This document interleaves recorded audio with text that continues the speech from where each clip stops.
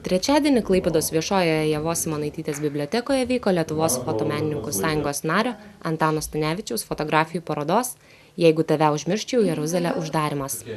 Jo metu pats Antanas Stanevičius aptarė kiekvieną fotografiją ir pasakojo, kuo ši tema yra svarbi ir aktuali. Čia nuo vaikystės. Mama mokė poterius, tėvelis į bažnyčią vedė.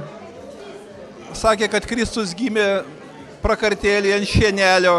Na ir tie vaizdiniai persekiojo.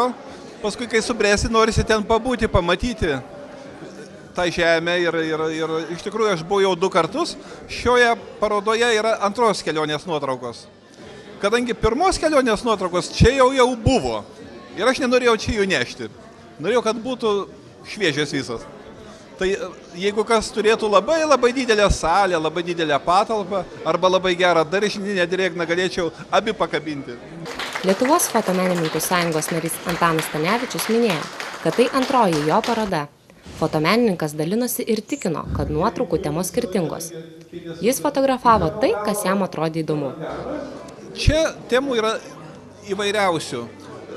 Kai kur išeina, sakykime, tokia, galima sakyti, grynojo meno nuotrauka, bet tik tai kai kur. Man tiesiog rūpėjo, o tiesiog pamatai, kas man įdomu.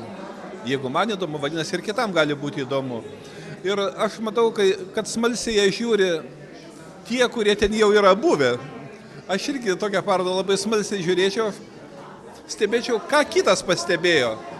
Aš mačiau, bet ir kitas pastebėjo. Toks akompanimentas išeina dvasinis. Čia fotografuota metai yra prieš 3 metus ir čia yra vienos kelionės metu.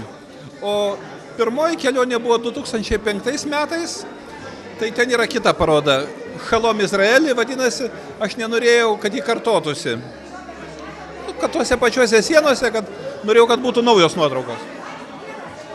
Po parodos Antanas Stanevičius susilaukė aplodismentų ir dovanų. Be to, kiekvienas galėjo asmeniškai pasikalbėti su Antanu Stanevičiumi.